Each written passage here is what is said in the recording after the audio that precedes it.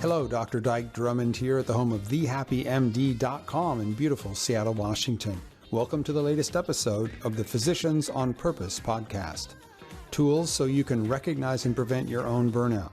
Stories of burnout put to its highest and best use, and wellness leadership strategies. Everything you need to be a physician on purpose.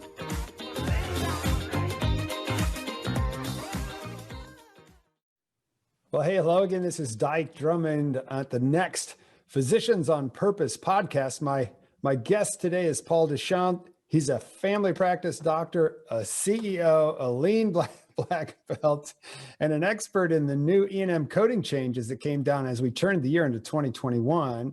And what I want to do with Paul today is to give you a 20,000-foot view on these coding changes, the spirit in which they were written, how to actually think about coding in 2021 and how your thought process may need to change a little bit. And let me start with a quick disclaimer. Nothing we're about to share with you is meant to replace any sort of training that your employer or society or anybody else would want to put you through to tell you specifically what to code for what level of service. So, Paul, welcome to the show.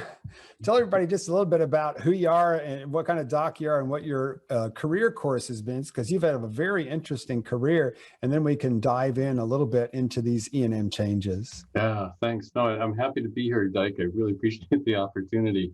So who am I? You nailed it. I'm a family doc. I've had multiple management experiences. I practiced for 25 years. During that, in multiple different settings, during that time, had multiple different management roles as well. Practicing in the Bay Area in California, I spent 8 years, actually a great job, practicing in Breckenridge, Colorado, as a town family doc and an ER doc at the base of the ski hill. Also did management there. I merged 5 small groups into a moderate-sized group there. Worked at Geisinger, one of the more premier known health systems in the country for a number of years. Was CEO of a 300 physician group in the Central Valley of California, and then spent the last 6 years actually consulting with health system leaders around the country on reducing burnout. Good golly, what have you not done? I would say I haven't gone to Disneyland, but I actually have gone to Disneyland. There you go. Not in the past year, that's for sure. I haven't gone anywhere in the past year. But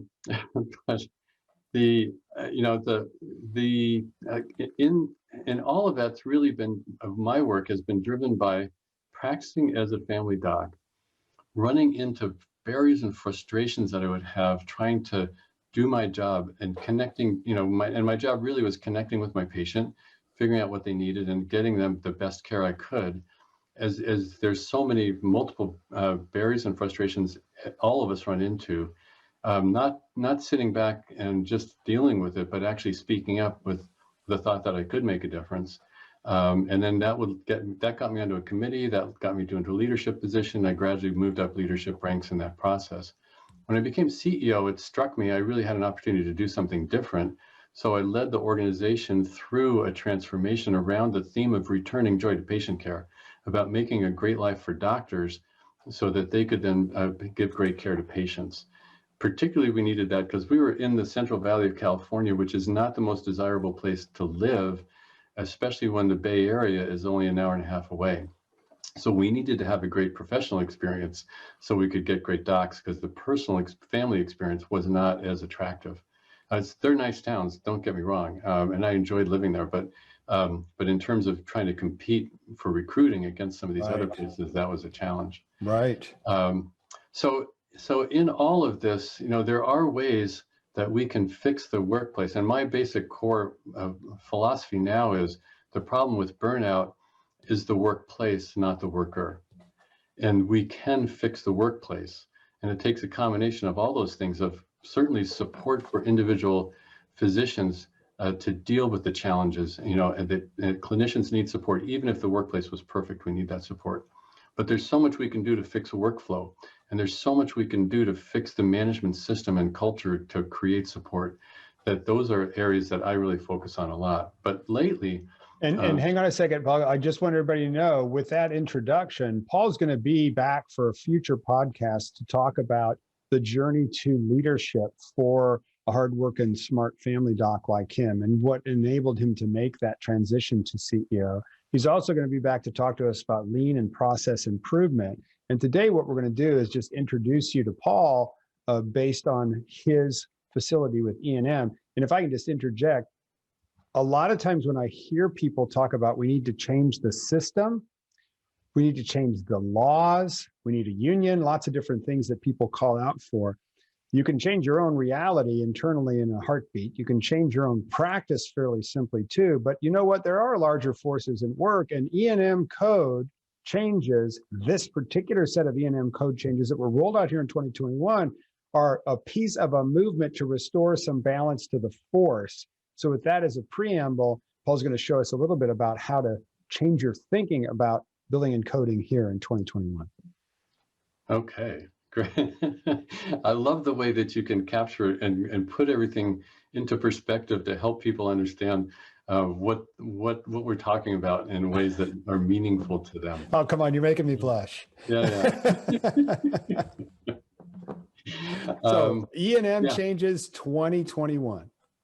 Yeah, so and I'll say also with disclaimers that whatever I say, I'm not recommending that this is the way you code, and I'm not guaranteeing you that this will work for you in your situation. These are concepts, and I'll talk some about some of the initial challenges that are happening, because we're recording this right at the end of January in 2021. It's all just being deployed, and there's a lot of uncertainty that's cropped up since it's gotten started. So the basic concept is that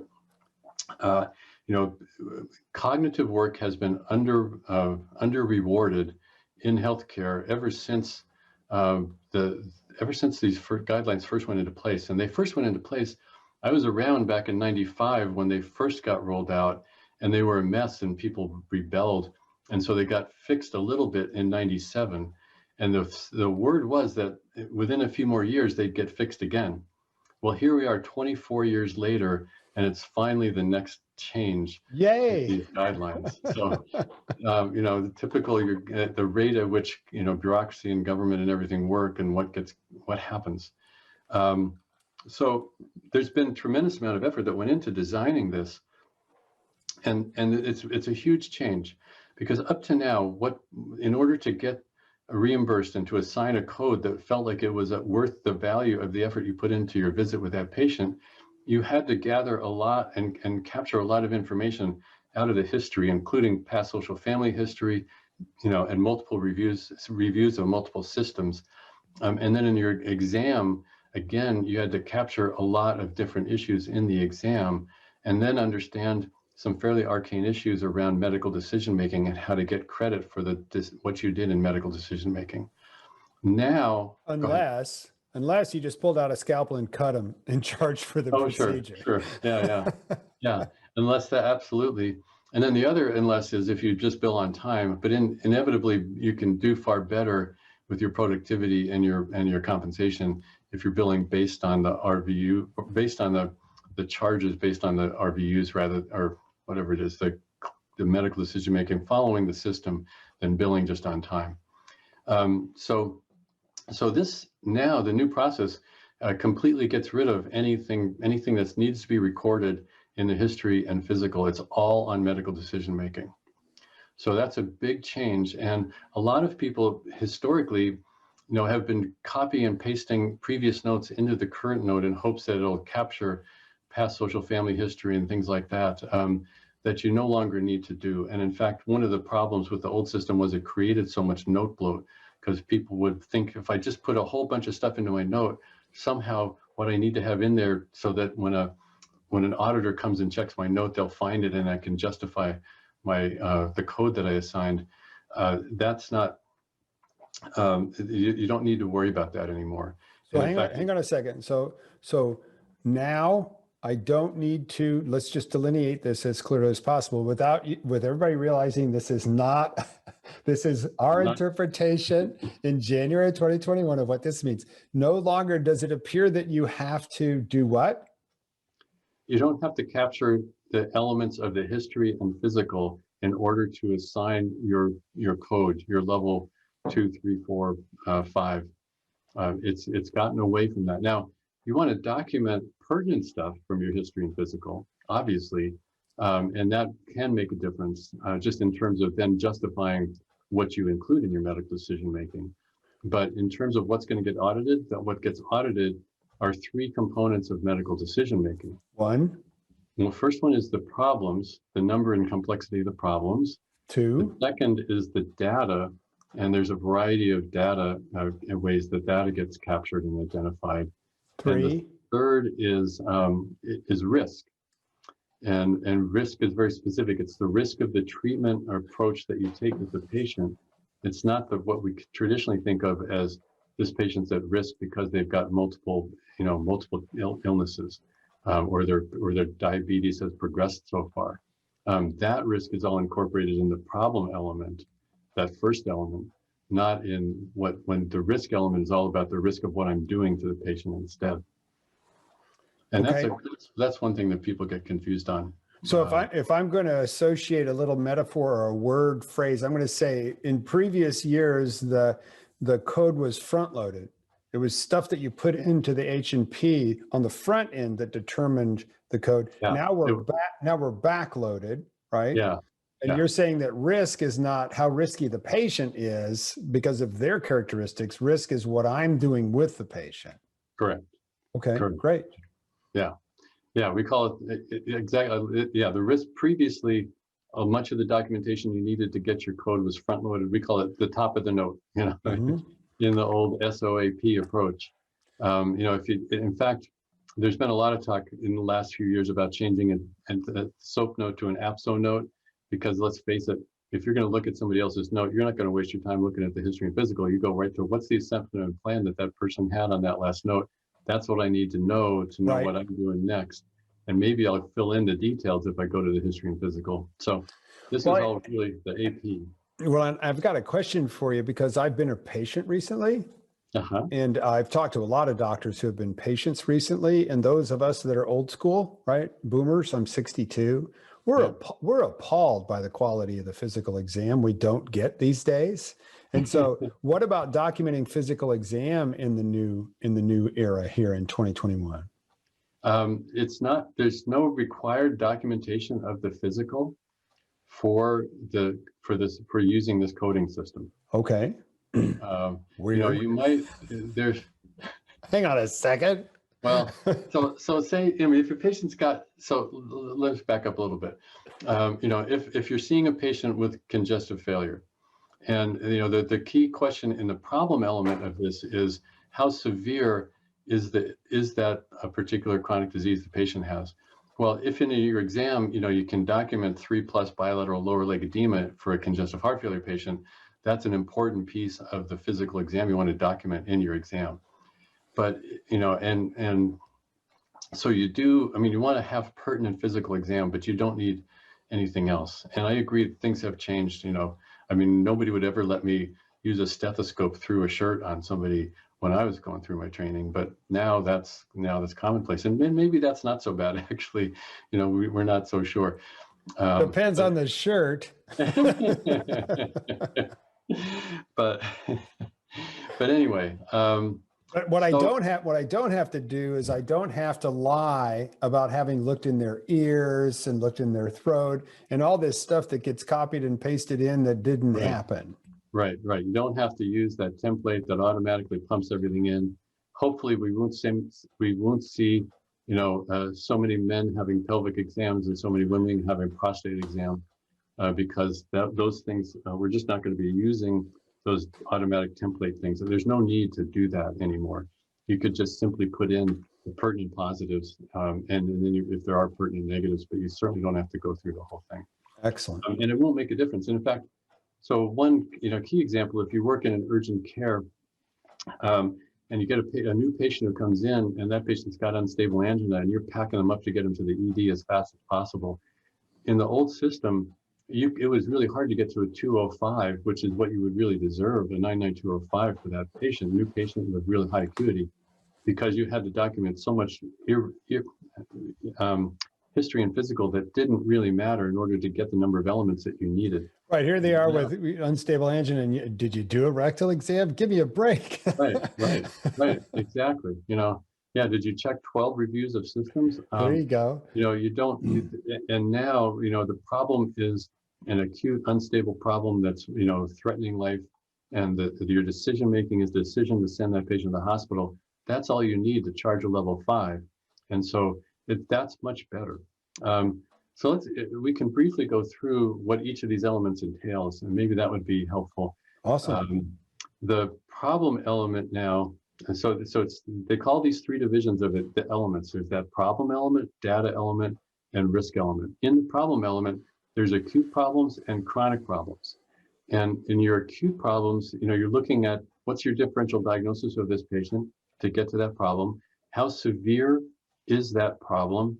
Are there is it a potential that this is going to worsen into something else, like a UTI turning into pyelonephritis? Is this problem going to be causing, is this problem due to some other problem? All those factors come into the level of risk involved with that condition. Not the risk of the care you're providing, the risk of the condition. And that's what we normally think of as risk, but so that's why you have to kind of think differently. And so with acute problems, you go through that quick assessment. For chronic problems, well, what you're assessing is what's the progression, what's the status of this chronic problem?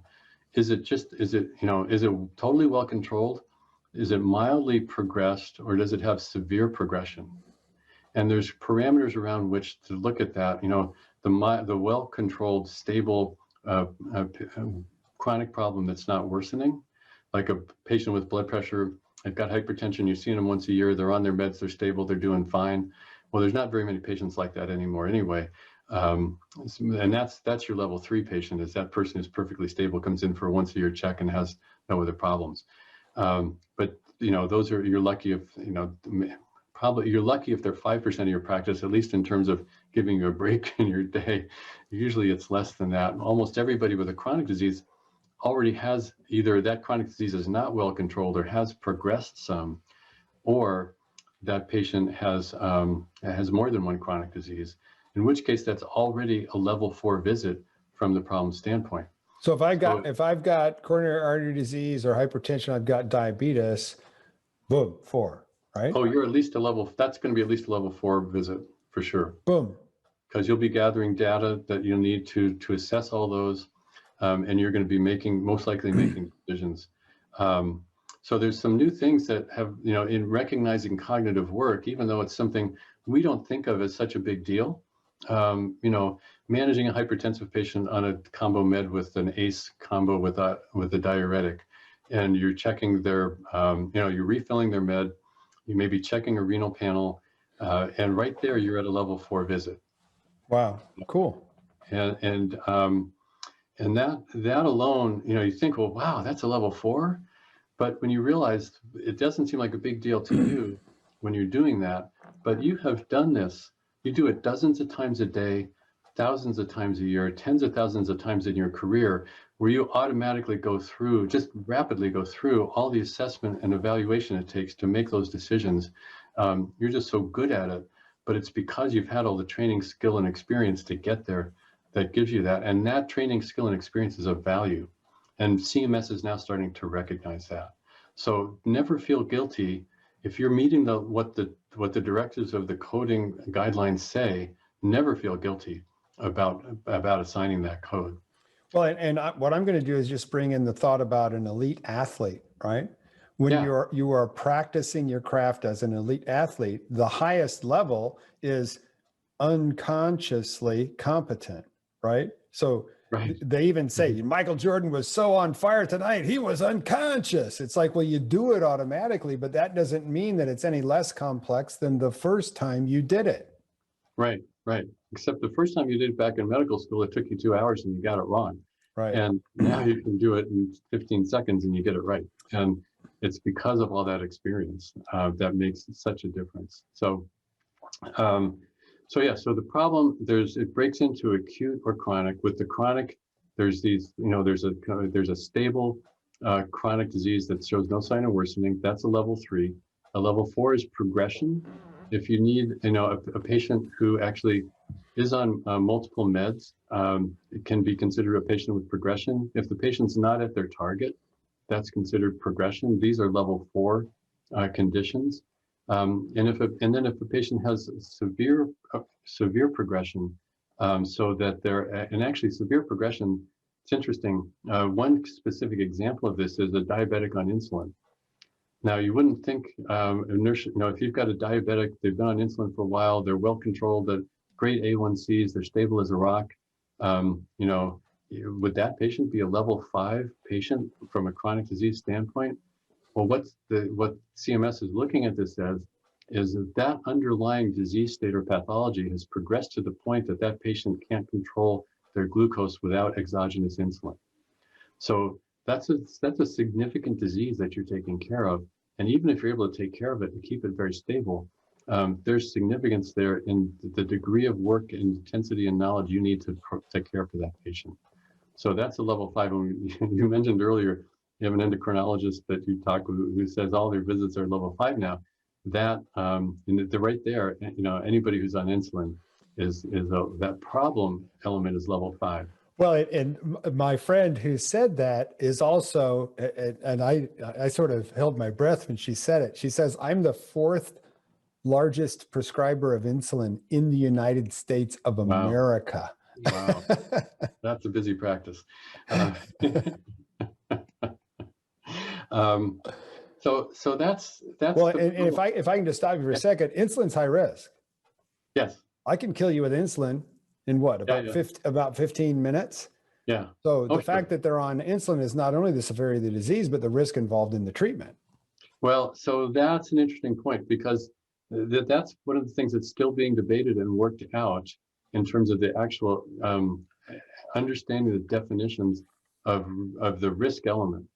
Because in the risk element, if you think of level 3, 4, and 5, you notice we're not talking about level 2s at all, because a level 2 is a minimal problem with minimal data and no risk at all. Well, that's somebody who doesn't need to see a doctor. Exactly. It's kind of like, if you're a pediatrician, you're doing an ear recheck and the kid's perfectly well, that counts. If a patient of yours notices a skin tag on themselves, they don't know what it is, and they decide to come in and see you about it, that's a skin tag. But that's it. So really, the issue is to get to level 5 from a risk standpoint in terms of, level 4 risk from a medication standpoint would be over-the-counter medications. From a level 4 from a risk standpoint, it's a prescription. And it doesn't matter whether you're refilling a med or starting a med. It doesn't matter whether that med's amoxicillin or a combo antihypertensive or insulin. All meds are considered a level 4 if you're managing the medicine, if you're refilling it, if you're starting it. That's level 4. For level 5 regarding medicines, you have to screen for a toxic effect of the medicine. So if you start a diuretic and you check a renal panel, that's considered screening for toxicity, because it's a negative effect, not the intended effect of the medicine. Right. With insulin, at least right now, it's not clear. You're giving insulin for the therapeutic effect, not for a toxic effect. And if you're checking the reason to get that level 5 credit isn't the medicine you've prescribed, it's the screening for the toxic effect. And if you're checking a glucose after adjusting insulin or any oral hypoglycemic, you're in a sense you're checking for 2 things. You're checking for the therapeutic effect, and you're also checking for potential toxic effect. But depending on who you talk to about the interpretation of that, they may interpret it that if you're checking glucoses or A1Cs after you've made a change in a diabetics treatment, that's really looking not at the toxic effect, but at the therapeutic effect. In this sense, that doesn't count for level 5 risk for that. That's the kind of arcane stuff that happens. Level 4. Okay. Yeah. Well, let's just put another disclaimer in here. Like you said earlier, we're in January 2021.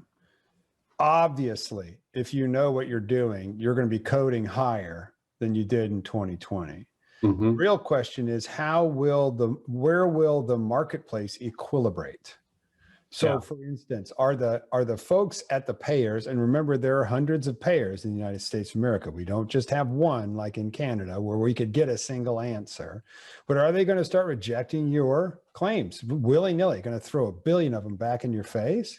Or are they going to accept these over time, get beat down to accept these, but then cut your payment? You were telling me about payment again earlier, Paul. So let's talk a little bit about payment too. And I don't think that, you tell me, I don't think we're probably going to know how this reequilibrates in the marketplace until probably what, third quarter of this year when it all shakes out?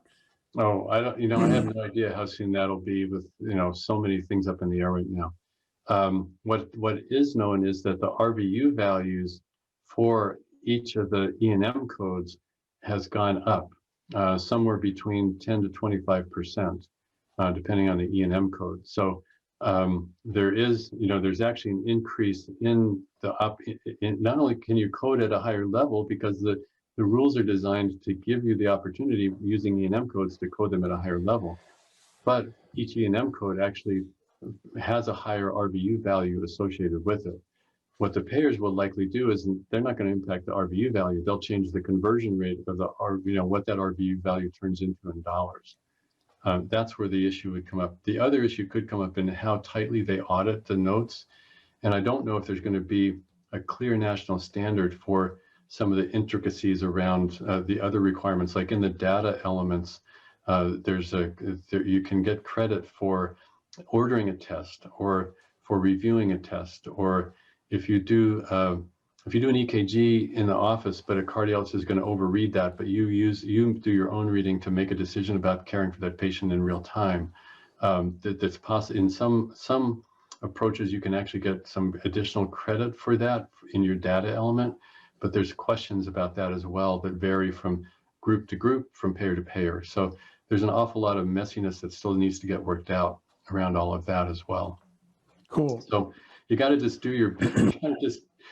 take the guidance you can get from the best sources you can get within your own organization or from, other organizations. I know the AAFP has been putting out a lot of stuff about how to code properly, and others are as well. The AMA, they designed these. They've got a lot of guidance out there. You can look at all of that. You got to try to make the best honest decision you can and then go with that from there. And philosophically, this is meant to be a pendulum swinging back, rewarding cognitive work at a higher level to restore some of the imbalance that has been in favor of procedural work for a while. Yeah. And procedural docs are not happy about this because it's actually in order to add more compensation for cognitive work, CMS has actually ratcheted back on compensation for procedural work. And do you know how far they ratcheted back this year? I don't know the relative numbers, and I imagine it may even vary, specialty by specialty, procedure by procedure. Interesting. Lovely. So is that enough of an aliquot of E&M code stuff for now, Paul? Or do we need to put a couple more things in, or is that a pause point for us? I think just to briefly review the key points out of what I said. The focus, you don't have to blow to the front of your note. There's no value in adding anything other than what's actually pertinent to the care of that particular patient. Secondly, look closely at the rules, at the guidelines and the definitions that go with those guidelines in terms of what the problem, what you're in your problem element. Is it acute or chronic? And what level is it at? In the data element, we haven't talked much about it, but there's an awful lot of opportunity in the data element there. And then in the risk element, the risk is not about the patient's risk. The risk is about the risk of your treatment of the patient, and think of it in that way. And one last quick note, the way that these codes get assigned is there's those three elements. They each get graded to a level, 2 through 5. And then the rule is that you take the lowest of those levels and eliminate that and assign the code for that visit to the next highest level.